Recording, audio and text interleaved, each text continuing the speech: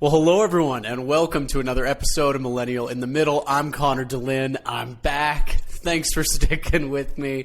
I mentioned on my social media, for those of you that follow me, that I had to take a little break while the company that I started a few months ago was working on filing some patents, and just decided it was best probably not to put any content out for a little bit. And good news, for those of you that saw, my company launched from a marketing standpoint this Monday. Our website's live. The company is Opt, O-P-T. You can check us out online at optme.com, and our product will be ready in about 4 to 6 weeks. And for those of you that follow me on social media, you saw in a minute and a half the other day, I gave a little description of what the product is, the problem that we're trying to solve, and what it's all about.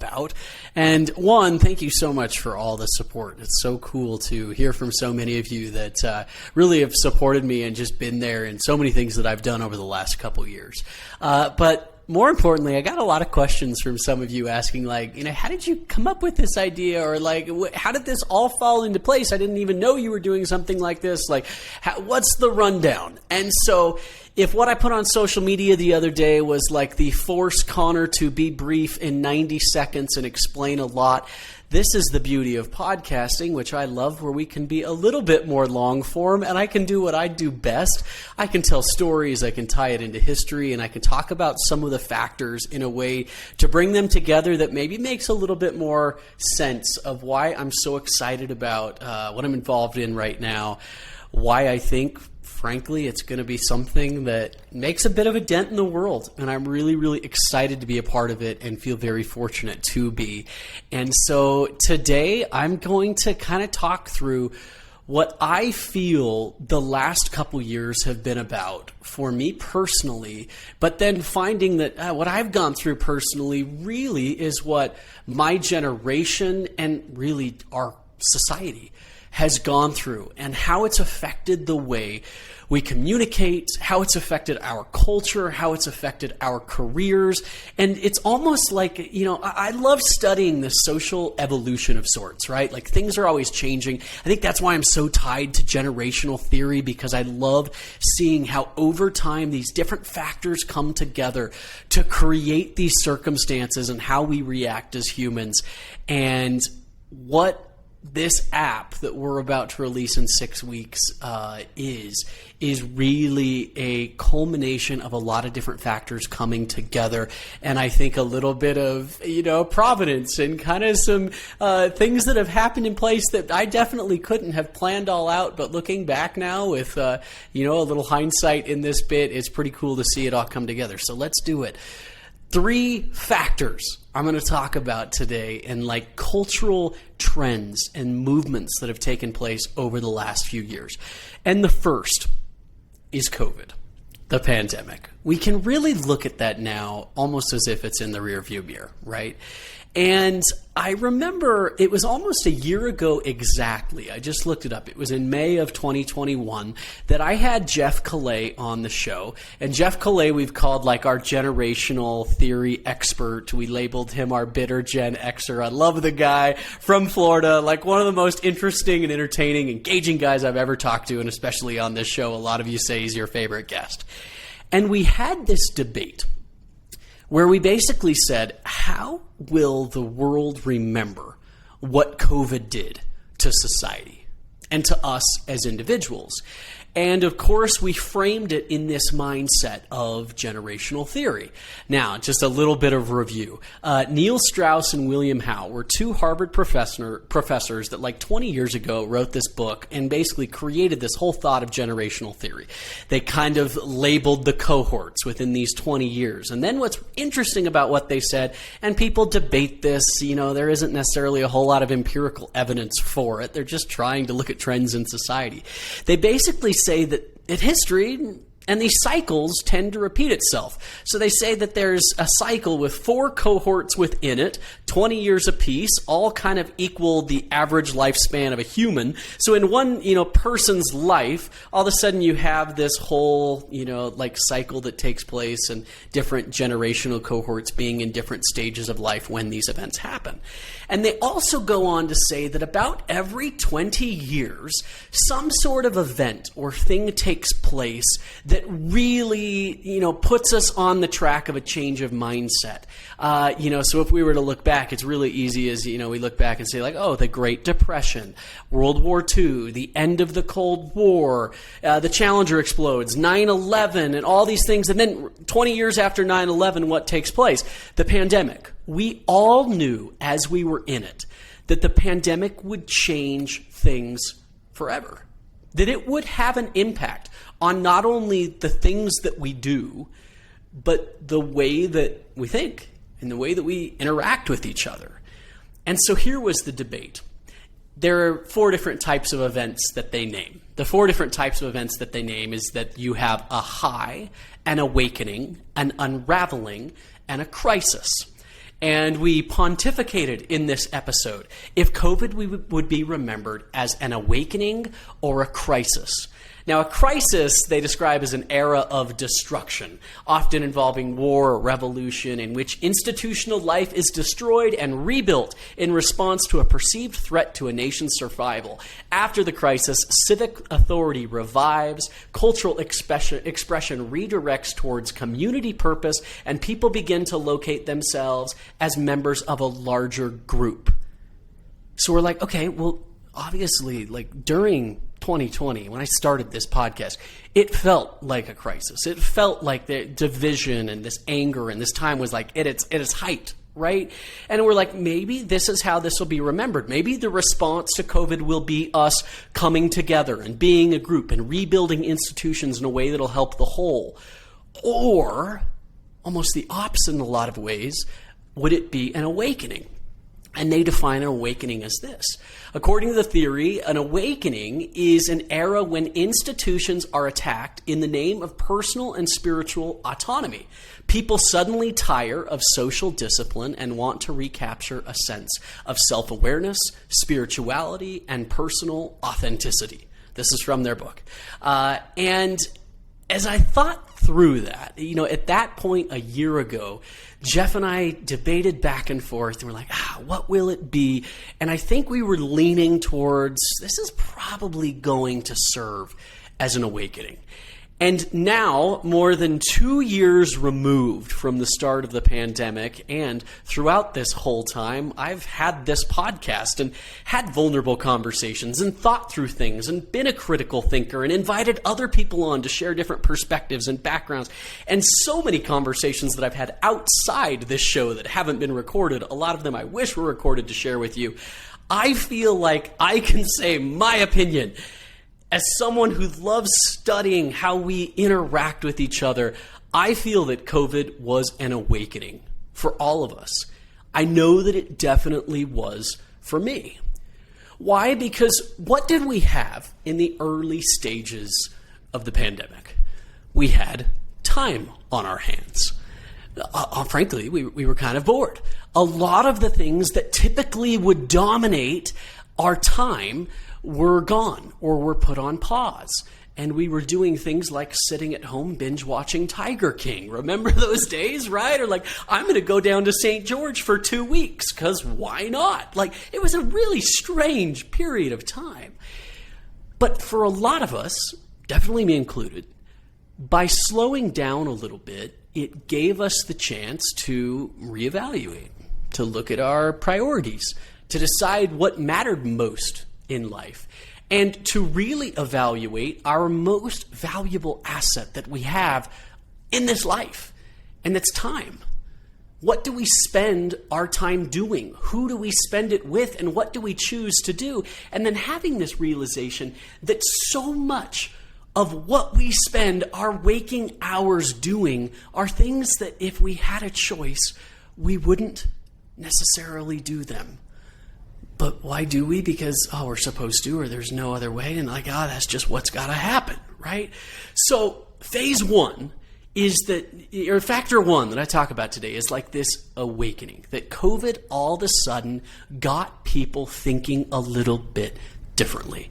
And definitely the effect was looking towards a self-awareness and looking within to try to find, where are you most authentic and what do you value most? Factor number two, for me personally, as the pandemic then started to wind down and people went back to work, and all of a sudden, we were back in the office and the days of binging Tiger King were over, and it felt like we were getting back to, in air quotes, the normal again, or whatever the new normal is, right? And I, like a lot of people, especially in my generation, was just like, oh, I don't love this 10-hour-a-day job. I don't love this whole thought of working for a corporation. I was doing sales primarily at the time, and a lot of what you do in sales isn't something that really is that enjoyable, even if you love the product and love what you're doing, which I did. I really enjoyed everything I did with the company I was with at the time. But coming out of the awakening that I experienced in the pandemic, I was like, man, is there a better way? Is there a different way to do this? And some of you may not know this, but I actually had a year last year, 2021, that was a little bit in limbo. I decided that I had no reason to leave my company. I enjoyed what I was doing, but I didn't necessarily want it to be on salary and having to show up at the office every morning at 9 o'clock. And I kind of made a big move, and I said, you know what, I'll go full commission. I'm still on board, but I value my time. I value my flexibility, my freedom, my autonomy, and can we create this in a way that, I don't have any sort of sense of selling my hours for my hours, my time in the day for money, and that I can just be rewarded based on my efforts, based on my results. And so that's what I did. Luckily, I had a team that was awesome to work with that said, absolutely, the last thing we want to do is to lose you, so let's do this. We worked forward. And finding all of a sudden a little bit of this flexibility and autonomy that was now kind of, as I was a little more self-aware and allowed me to be this, I loved it. In fact, I ate it up. In a 12-month period of time, I visited 4 of the 7 wonders of the world while keeping a day job, right? Things that would have never been thought of in the past suddenly were available. And then things started getting floated around, like remote work, flex hours, the gig economy, people getting paid for their own trade or their own talent. And I was like, whoa, we're on to something. Something's happening. There's a movement. There's a feeling that you can feel throughout society right now. And then someone put a name to it. And I don't even know what the name is. I don't know who came up with this name. I do know what the name is. And they said, what we're experiencing right now is the Great Resignation. Now, there have been some other names there, too. The Great Resignation, the Great Renegotiation, the Great Reshuffle, the Great Rethink. I love all of them, right? But what ended up happening is that in the year 2021, 40 million people left their jobs. Now, many of them, the industries that were affected more than anything else, were retail and hospitality.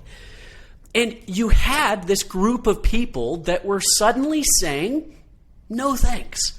They weren't necessarily mad, but they were taking back control and making a choice that they wanted to do things maybe a little bit differently.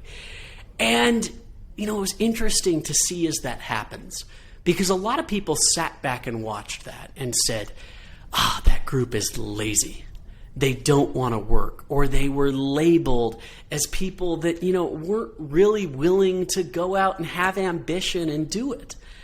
But I think many people just realized that this ambition that they had was just a desire to want a little bit more, that their values had changed, that the things that they desired all of a sudden were a little different. I read a quote once that said Gen Z looks at their day job as their part-time job and living life their full-time job. It's like, man, that's kind of interesting to say. I mean, how many years in our country and in our society, if someone asked, tell me a little bit about yourself, the first thing you would respond with was your profession or what you did or where you worked. And all of a sudden that started to change. Now, of course, I was interested in this because I love generational theory, right? I have proudly called myself a millennial now for the last few years.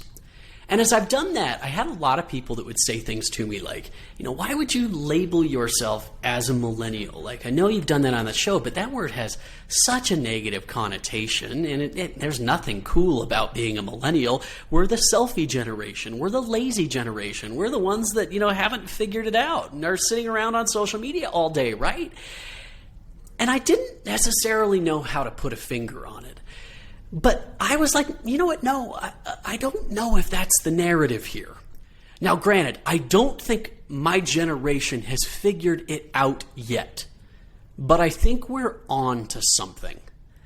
There's an article that was put out by the New York Times recently where it's actually titled, "Where Are All of Those Quitters? They Are at Work." Because what's interesting is people resigned and a lot of them didn't have a plan. They didn't necessarily know what to do or where to go from there, or what that might look like. But at the end of the day, they still had to make money. Now, many people within the Great Resignation also realized that there was a work-life balance trade-off that happened there, that maybe you don't need to live as luxuriously or make as much money, that maybe you could enjoy life more with a little less and work a whole lot less to do that. Like, suddenly that became an option. And all of a sudden, individuals took back power. And rather than corporations and organizations and these big institutions that were suddenly able to tell people, this is what you have to do because this is the only way, and the only way to trade time for money is this thing called a job. My generation, with the help of Gen Z, I'll give you some credit, we'll say the quote-unquote younger generation, said, I don't know if it has to be that way. Maybe there's a little different way to do it. And this isn't going anywhere. If you're active on LinkedIn, which I've been pretty active on LinkedIn lately, and I find it really interesting to hear about how these conversations affect our careers and affect us in the workplace, there is a huge movement, and people are becoming more and more vocal now that are supporting this new style of work and our careers and how we balance those things, demanding flexibility, demanding autonomy, looking at countries like Europe that take the whole month of July off for vacation and saying, how come that's never been an option in America? Well, why couldn't it be? You want proof that there isn't change happening right now? From the New York Times, this article came out less than a month ago. They reported that just 8% of Manhattan office workers are back in the office 5 days a week. Manhattan, this city that you just picture being all these office workers coming in and out of these big sky rises, basically finding out that only 8% are back to full-time 9 to 5, 5 days a week, working a 40-plus hour a week job. Now, they're probably still putting in the hours, a lot of them, but in a different way. So that's factor 2. Well, now let's talk about factor 3. And again, I'll tie this to me as well. Before I jumped into what I would kind of call my first dip into like corporate world, even though it was a startup, I went and worked for a company. For 5 years, I, as you know, traveled the country as a speaker. I worked for an investment training company. We did real estate, stock investment, all sorts of different things, and I spoke at their seminars, conferences, events all over the world. And in that period of time, I spoke in 47 of 50 states in about 10 plus countries. And twice a day, I would have groups of people walk into these rooms that were looking for financial independence, that were looking for a better way. At the core to it all was that whole mindset of like the American dream, right? Like wanting multiple streams of income, wanting to not just be tied to a day job their entire life and then having to live the rest of their retirement out on a meager Social Security, right?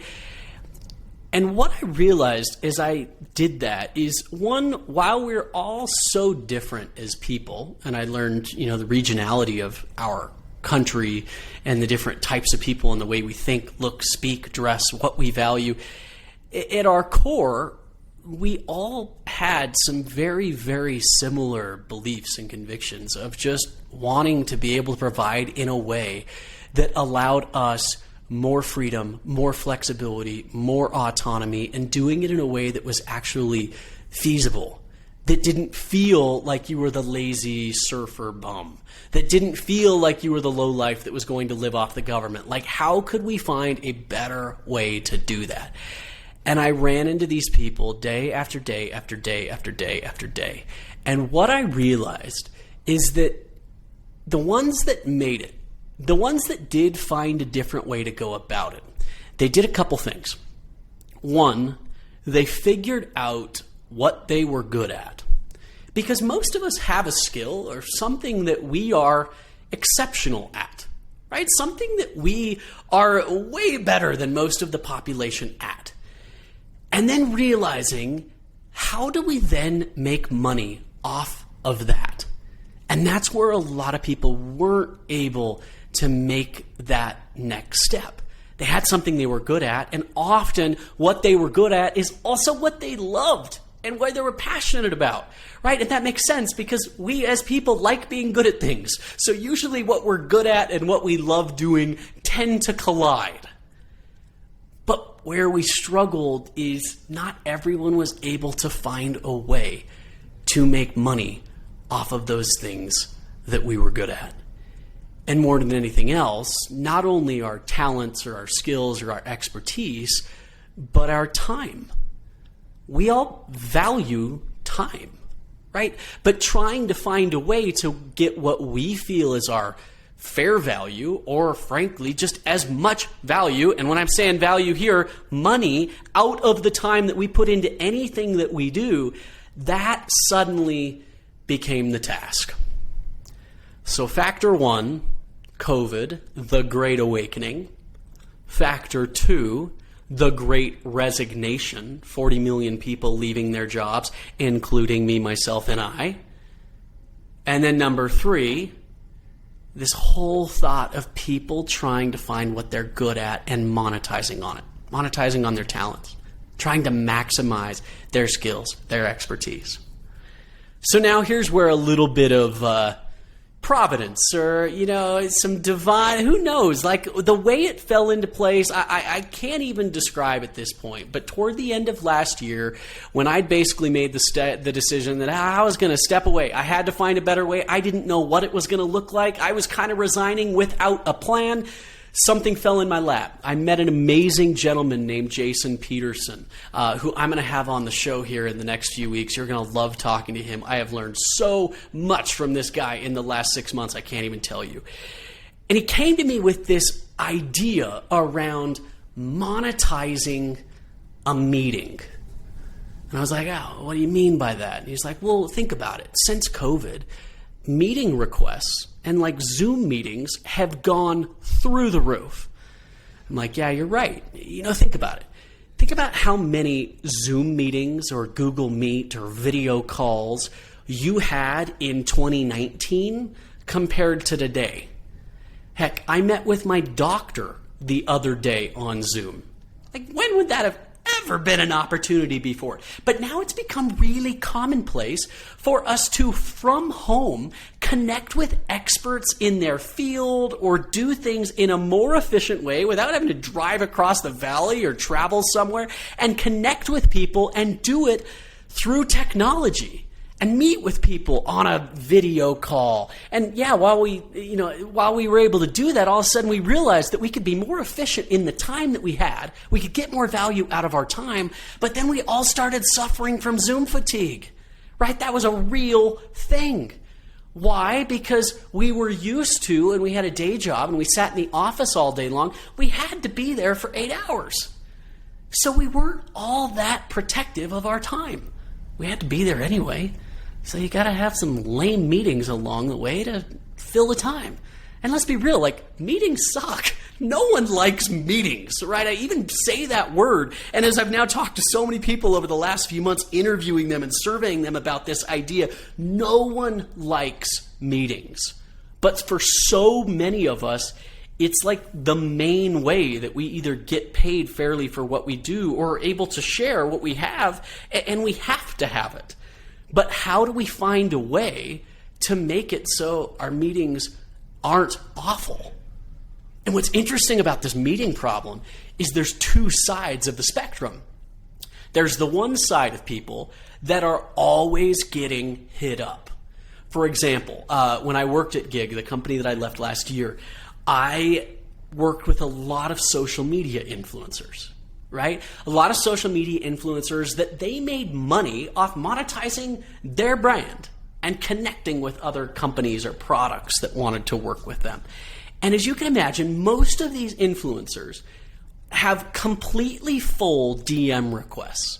So like in the messages, if they're not your friend, you know how they go to like the hidden request? So many of them I would click on that, and they would literally have thousands of messages, right? And what did all of these people want? They wanted a piece of them.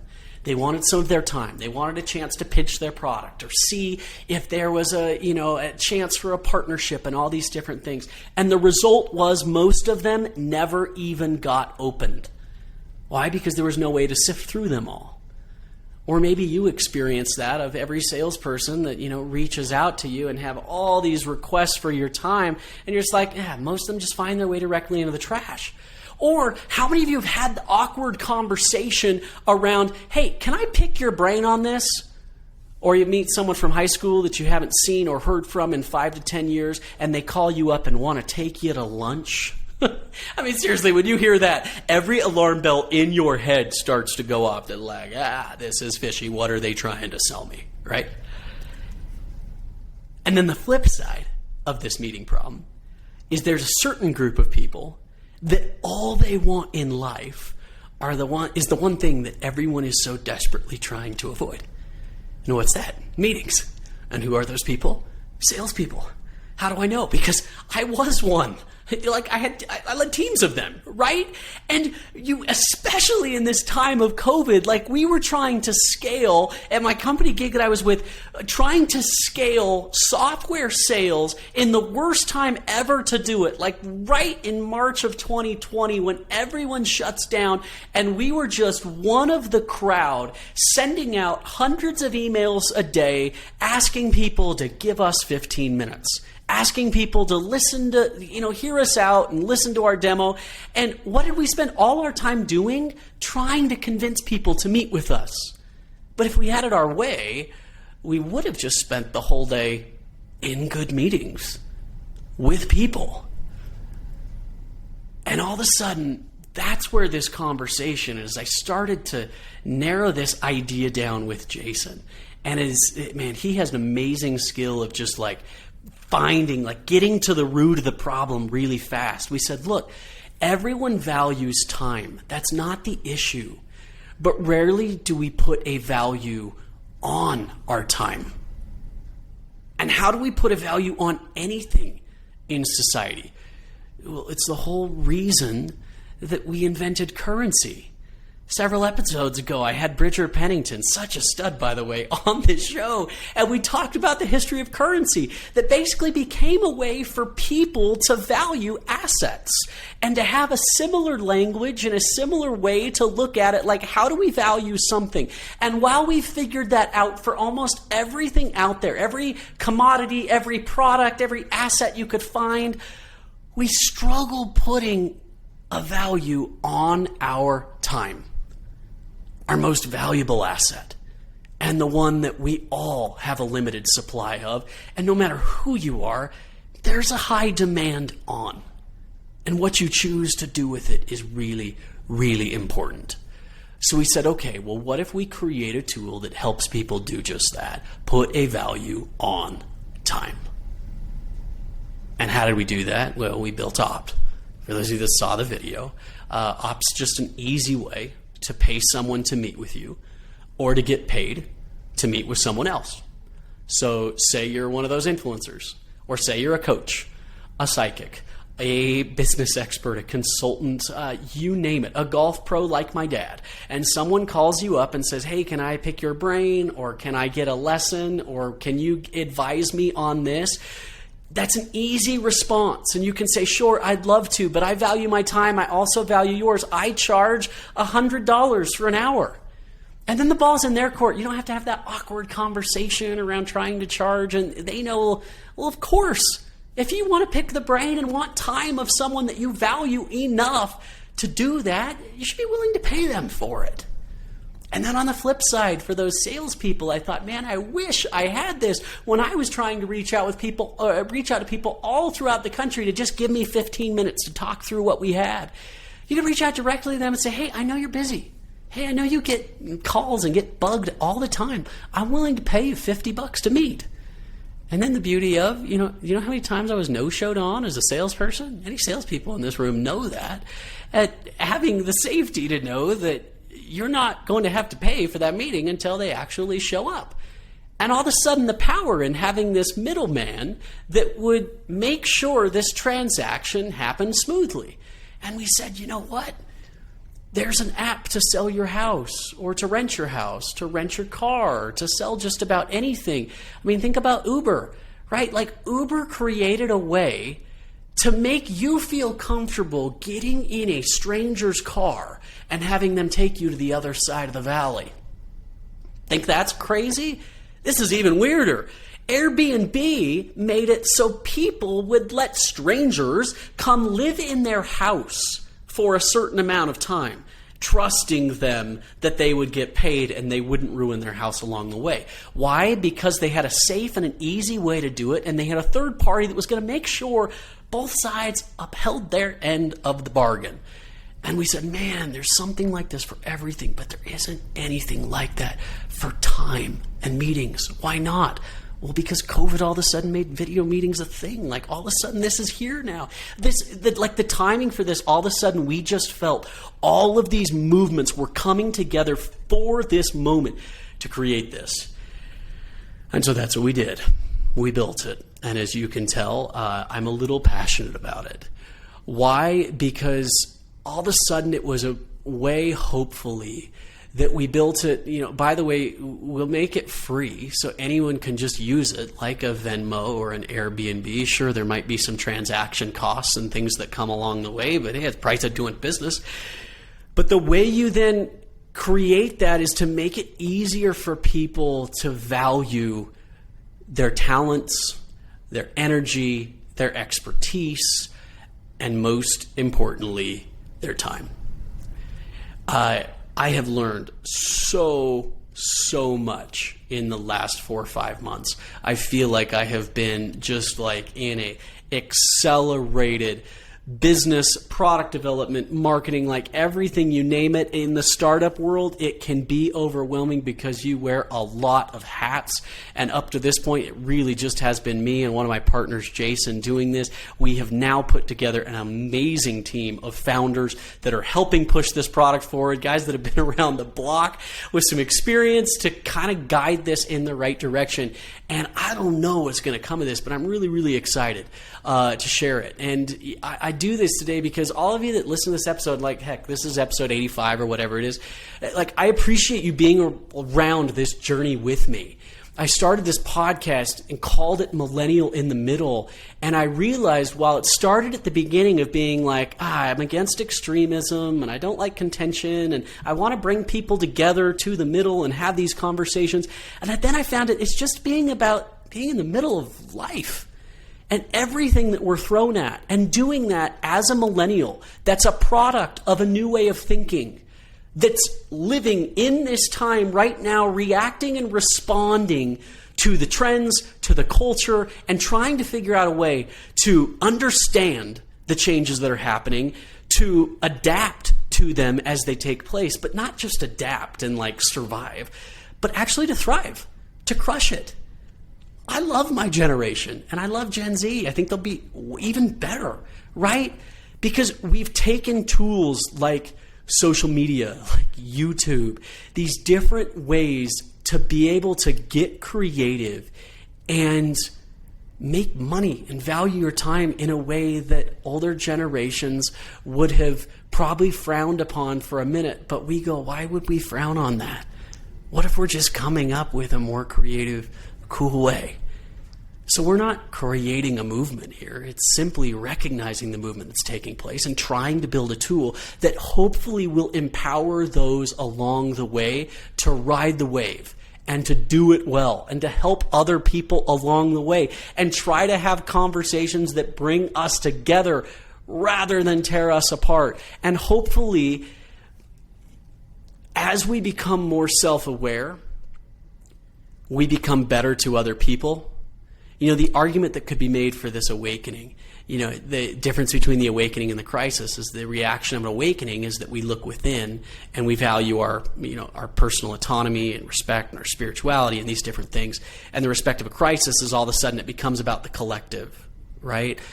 I believe strong communities are made up of strong individuals that decide what they want to do, and then they go out and do it, and they find people that they relate with, and they have real, authentic relationships. And as they do that, you know, they find some magic along the way. So I opt. Well, when this idea came to place, I'll actually, maybe a little behind the scenes, we haven't really talked about this, but Jason had a name that he was like, he kind of filed the corporation under, and he'd be totally okay that I'm teasing this right now because it's our joke now. Like, oh, we knew. The name of the company was Lean Meat, Leanmeet. And I knew I was going to be able to work with Jason when in one of the first conversations I had with him, I'm like, Jason, that name's really bad. How do you feel about it? And of course, I said it in a much more diplomatic way because we didn't necessarily know each other all that well at that first beginning. And he's like, oh, well, I'm open to change. And all of a sudden, the two of us sat down and we said, well, what encapsulates this? I wanted it to be short. I wanted it to be something that you could remember. I wanted to be able to turn it into a verb like Yahoo, like Google, like Venmo. You know, Venmo me, right? But none of those are actual words. But we actually found one that was opt. OPT. And what does opt mean? Opt literally is defined as to make a choice from a range of possibilities. What do we have more choices to do? More choices involved in what we do with our time. They're infinite.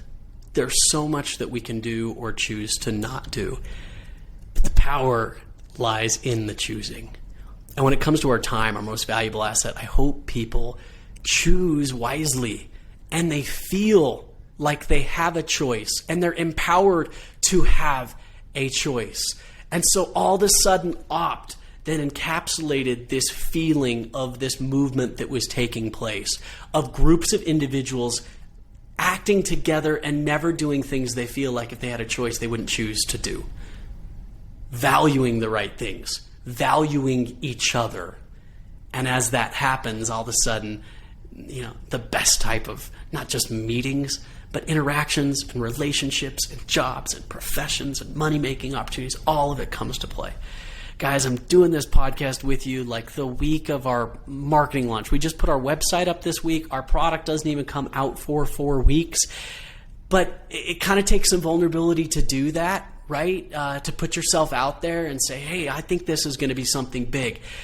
But hey, that's what it takes in life, right? To put yourself out there and say, I'm doing something big, and who wants to jump on and be a part of this ride with me?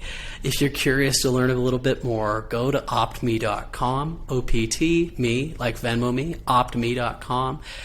There's a survey on there where we can learn a little bit more about how you might see yourself using this product, and more importantly, who you might think could really benefit from this. I love having these conversations where people say, oh, I would use it for that, but this would be great for my daughter who's an interior designer and my sister who is a life coach and all these different things. Like, tell them about it, and hopefully this is a way that empowers them to value their time and do it in a smooth way. And we're really, really excited to be a part of this ride. I'm going to be sharing some of my experiences in being like fully, all in on a startup It's fun. I've never done it like this before.